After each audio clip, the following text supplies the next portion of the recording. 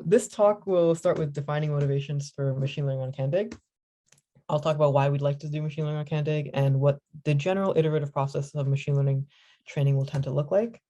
And from there, we'll try and extend this iterative process to a more common federated learning training flow that we see in most federated learning applications. Time permitting, we'll try and look at exactly how this was formulated in the original federated learning paper, but if we don't have time for that, we'll end with looking at CanDIG specific considerations for federated learning. So first, we will talk about what motivations we have for doing machine learning on CanDIG. This is pretty, I think most of us will have a good idea of what this looks like, but in general, CanDIG likes to provide analytics of distributed or locally controlled and regulated health data. This data cannot be feasibly centralized due to health regulations per province. And while we like to do analytics, machine learning is certainly a type of analytics. And then we would like some sort of ML service for our researchers to use. So then our on-platform machine learning service will have to, if we want to learn from all of our data, learn from distributed data in this sense, data that really can't be feasibly centralized. And so this is where federated learning comes in. Federated learning in general tries to solve this problem, but not just for, of course, health applications, but for many applications. And we'll see the flexibility of it throughout this presentation. But first, defining what machine learning is roughly. We can generally tend to understand machine learning as a pretty wide branch of computer science that will pertain to algorithms that can change or improve from data rather than just explicit instructions. So our best estimate usually of trying to find a difficult to define function can be determined through this iterative process of trying to reduce error when exposed to lots and lots of data. Here's an example. If you want to predict housing prices, for example, you may have like 1,000 previous examples of indicator variables, and by indicator variables I mean like the age of a house, the renovations done on a house, the crime rate of the neighborhood, things like that. And we're going to want to try and use these indicator variables to predict the housing price, and we may do this by employing some sort of multiple linear regression where we just assume that this housing price is a fixed linear combination of these different indicator variables. And then we'll try and using machine learning and using like to our best understanding of reducing the error on this function, a good predictive metric or a good predictive estimate of what this function might look like. And in this talk, I'll primarily be focusing on supervised learning, which is learning from a collection of pre-labeled data. So I'd like to define more formally the process of training machine learning or training a machine learning algorithm, just so we can get on the same page before we put it on like steroids and we do federated learning. So in general, a machine learning training process consists of, I guess, 3 main parts you can think of, or 4 main parts. So you first have the model, right? I'd like for you guys to think of, again, for all intents and purposes, all of the models in this talk as just multiple linear regressions. You'll be able to understand the talk the easiest that way. This model is just a function of our independent variables trying to predict our dependent variable. Then we have training data, and this is just labeled data that we usually tend to process in batches through our model. And we have a loss function, which is very simply just a way of us trying to understand, right, how badly the prediction from our model did relative to what the ground truth of the actual label data was.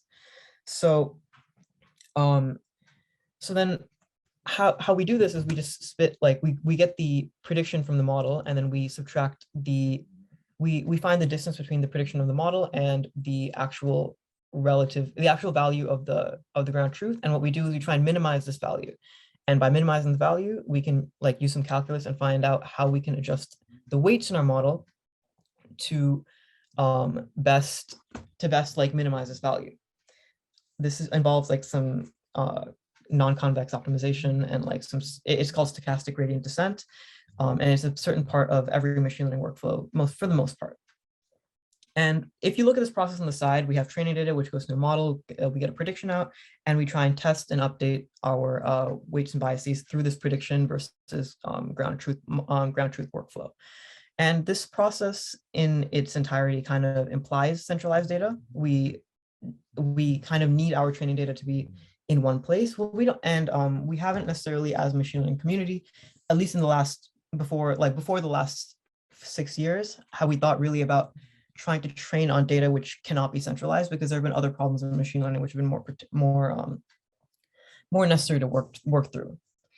So now that we have this training process kind of dialed and we understand that this is the sort of workflow that most machine learning systems tend to train through, we'd like to ask ourselves, how can we do this with decentralized data?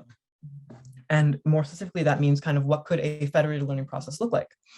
And the first thought when it came to federated learning back in 2016 was, well, we can, instead of bringing the data to a central point, we can instead just bring our model to where our data sits. And the way we do this is we have a model that we have defined, right? Like for example, think about the multiple linear regression. It's just about, if you have p predictor variables, you have p weights, and you have a bias variable, an extra bias variable, right? And what we'll do is we will send this model, I guess you can call it a blueprint, this model blueprint to site A and site B. Site A and site B both have data that are, like, for all intents and purposes, you can assume that this data is like equivalently formatted, like we would on Katsu and we would on CanDIG. So we send both of these sites this model, right? This model with our weights and biases. And what we do is we, in tandem, try and run this training process on both sites. And what we do is we add in a very small step on the test and update part, which I'll go into. So first, we, on both sites, send our training data to a model. We get a prediction out of the model, and we use our loss function to adjust our weights on both sides. So now on both site A and site B, we have different weights than are on the other site, because each site has their own data. And of course, each different data will lend itself to different optimization, different weights based on the optimization algorithm you're running. And so instead of trying to then rerun this process on both site A and site B, what we do is at the test and update part, we will send these updated weights back to the host server on both sides. And the host server will now take these added weights and bias, these new weights and biases from both site A and site B.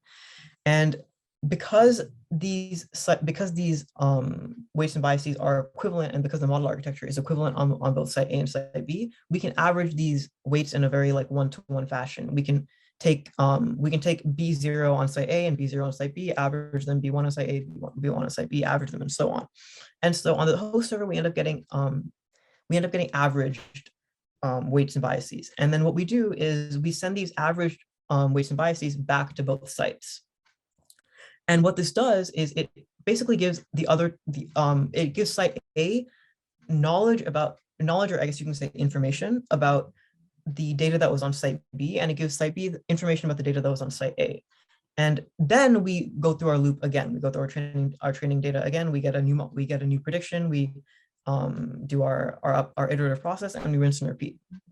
And so this was the first proposed federated learning, I guess you can say, like, idea, the first proposed federated learning process that was proposed back in 2016.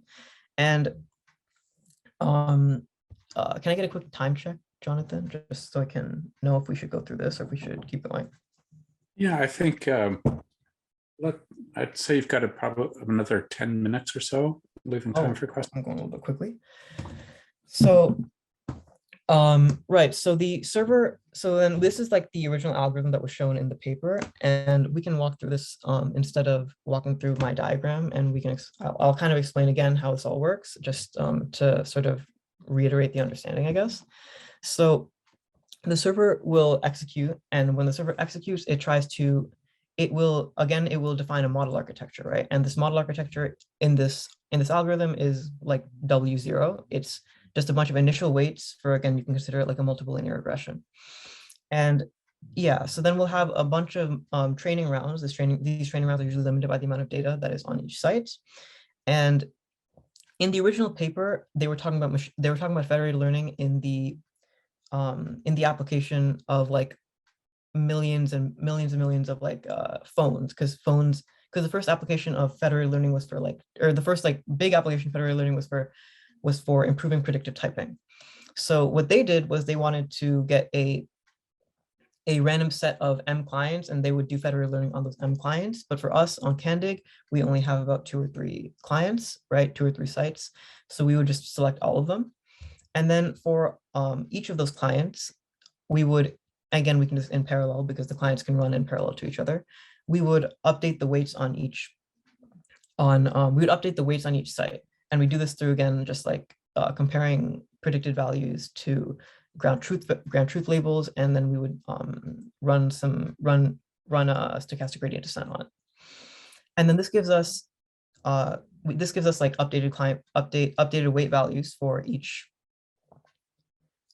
site. And then what we do is, at least for federated averaging, which was the first process ever really described, what they did was they took a weighted average of these client weights based on however much actual data each client had. So if for example, like our McGill branch has more data on like whatever the host server would like to perform machine learning on, then for example the Toronto site, then then the McGill site would have larger weight than the Toronto site, just because, well, we have more data. And then this client update, again, is very straightforward. It's just batch learning, and like it's just stochastic gradient descent on each weight. So how can we map this process onto CanDIG? So the federated training process in general just extends the original machine learning training process by about one extra step, which is that averaging process. So first we have training data, we have an optimization process, we have a model blueprint, and then we also now have this averaging process. So how do we do this on CanDIG? Well, our training data per site is pretty easily provided to us through Katsu and GraphQL.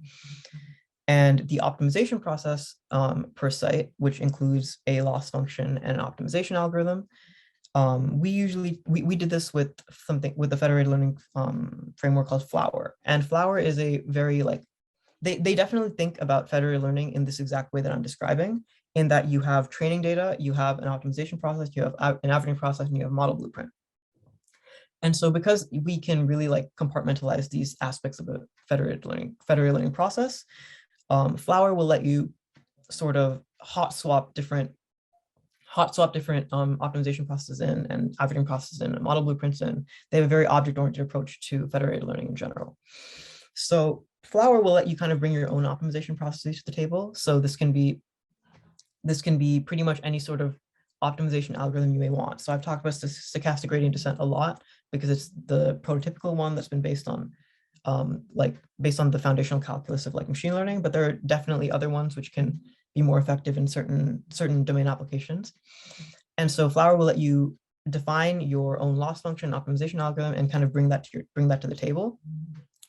You can also do the same thing with the model blueprint. So Flower will let you define the model, define the model that it will train your clients on, basically with whatever framework you want, provided of course the framework can be installed and run on each client. So this can be like a PyTorch one, this can be through scikit-learn, this could even be manually running your own Python NumPy autograd machine learning model if you wanted to yourself. This can be literally whatever you want. And finally, there's an averaging process in a federated learning training process. And again, in the algorithm I just described before, this is a weighted average based on the amount of data that's on each site. But this averaging process can, in general, be really whatever you want it to be. And Flower will let you define that averaging process to be whatever you want it to be. So Flower is a very strong and flexible federated learning framework, and it's also open source, which means that as CanDIGers, we can easily fork the repository and make changes to it in ways that we believe will be beneficial to the project. Now, on CanDIG, we do care a lot about security because, well, obviously this is a distributed infrastructure, and well, we have lots of access layers at different points and things like that.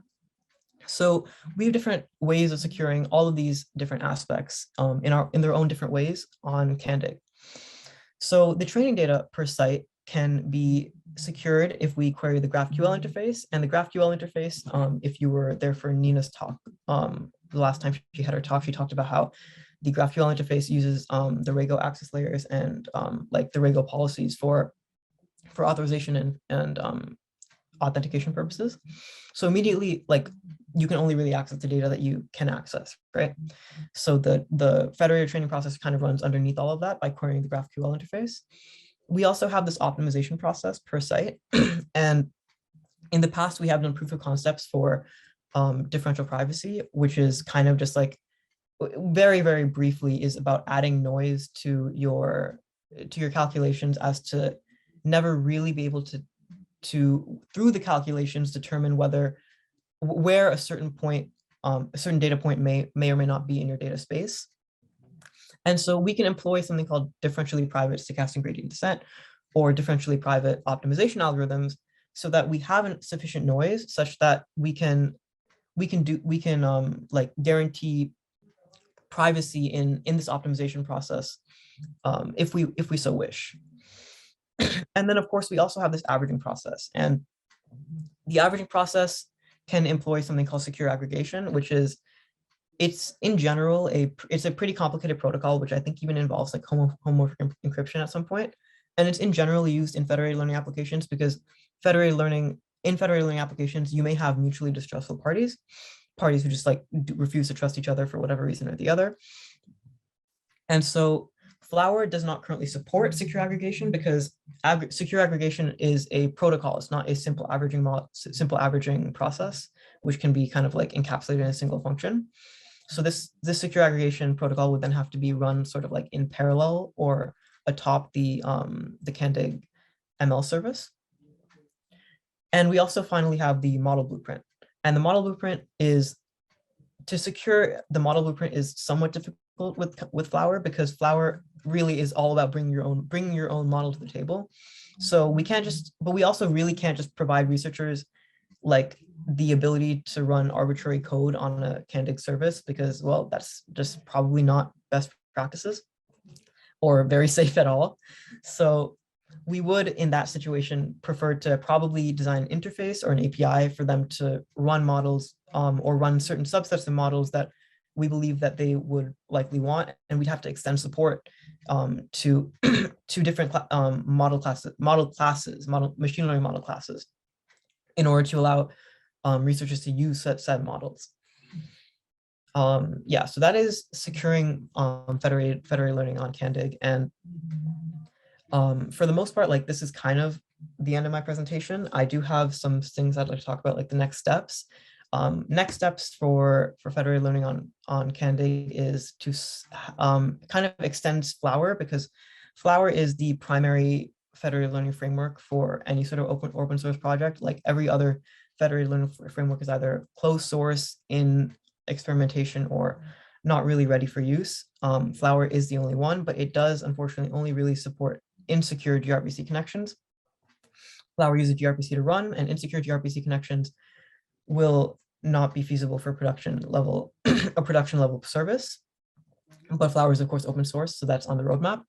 Flower also again does not currently support secure aggregation. So if we'd like to offer that as a service, Flower will not be able to offer that for us as it stands. And we also need stronger experimental setups for machine learning on CanDIG in general. We've primarily over the last 4 months, myself and Yuri, been working on machine learning over M-code data. And M-code data is perfectly fine, but we don't have, and the M-code data synthetic M-code data we have is not really conducive to being able to illustrate the losses and gains between centralized learning and federated learning. Like we may have to massively undersample certain data sets just to be able to get any sort of coherent machine learning to be able to be done over this M-code data. So we do need stronger experimental setups. And with that, we may be able to more clearly understand how, if machine learning can be feasibly done on CanDIG in ways which can actually benefit researchers, or if they may just be better off only learning from their centralized data, or only learning through whatever data they have on their site. And that is the end of my presentation. Thank you for listening. If you have any questions, I'll take them now. Terrific. Thanks, Rishabh. I'll take the MC's prerogative of asking the first question. So I know you've been using Flower on top of GraphQL, Anina's GraphQL, on top of Katsu, our clinical data service. Can you just tell us a little bit about the experiments you've run and the sort of setups you've got working there? Right. So most of our setups so far, again, I have been talking about how we need stronger experimental setups to really illustrate the differences. But right now we've been using the Synthea synthetic M-code data sets. These are about like 2,000 or so breast cancer data sets, or breast cancer data points, which are helpful, which we can run like we can run machine learning over, just because they're relatively well formatted and they're all based off of real clinical data. And so while we have tried, the data is unfortunately like, just in trying to run like logistic regressions, we found that there isn't enough like the classes over which we'd like to predict. For example, like let's say you want to predict whether someone recovered from their breast cancer, or if their breast cancer is like if like they still have breast cancer, for example, right? Even in situations like that, just because of the nature of the data, like I guess a lot of people got better very fast, because we in that 2000, like in that set of 2000, we only had like 60 people who either died of their breast cancer, or they unfortunately still had breast cancer. And while that's great for our synthetic patients, it's not really great for us, because we're trying to define experimental setups on M-code data, again, to illustrate losses and gains. And so in those situations, you usually have to employ certain data undersampling strategies. So in that situation, we had to really massively undersample the majority. And what that meant was that we had to drop like from about 2,000 examples to about 120 examples, because that was the only way we could really get the algorithm to care about the other class, the negative class, the people who didn't get better. So that's how the setups have been going so far. And in terms of running something like federated learning on your machine, we've been doing that with Docker Compose, and by with some like fancy Docker Compose scripting to be able to configure multiple instances of like a Katsu GraphQL and Flower like stack, and multiple instances of that at once can let you, of course, run federated learning on a single machine. But of course, that's also very memory intensive. So there are lots of roadblocks like that, which CanDIG will face in trying to develop develop federated learning on their own machines, just because you need a lot of memory overhead specifically. Oh, great! But it sounds like you got things working well enough that really you were limited by the synthetic data, not by the technical components. Is that right?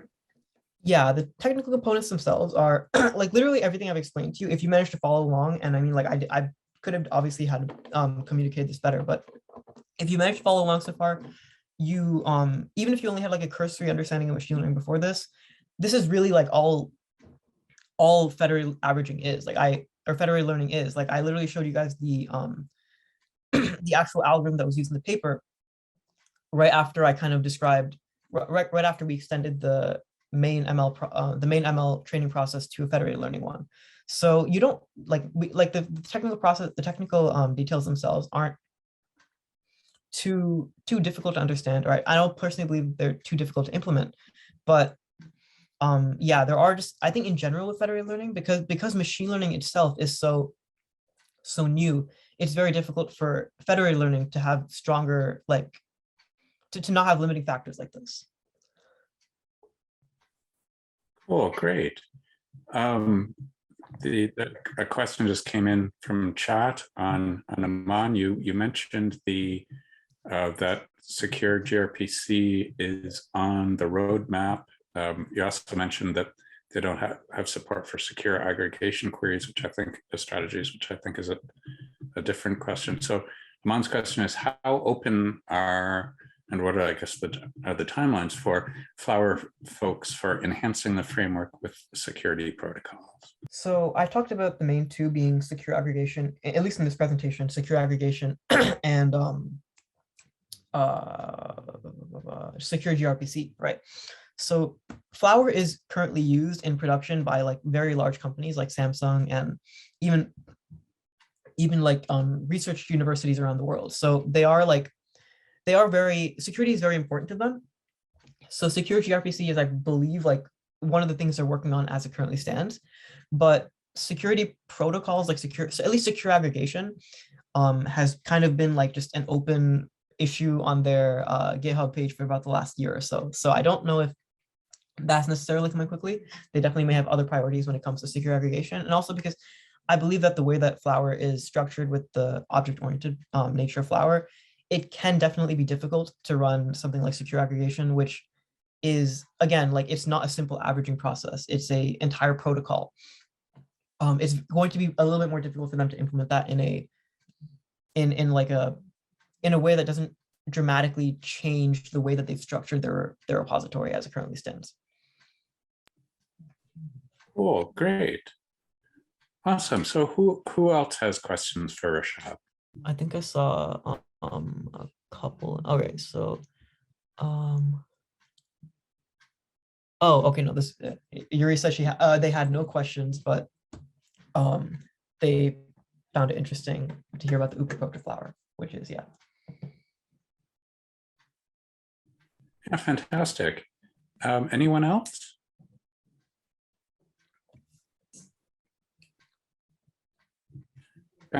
Fantastic. Thanks very much. And when we, Rishabh, when you write this up, be sure and include the link to your GitHub repository. I know you've done some really great work there. Yeah, for sure. Terrific. Well, if we could all thank Rishabh for his work and his very clear presentation.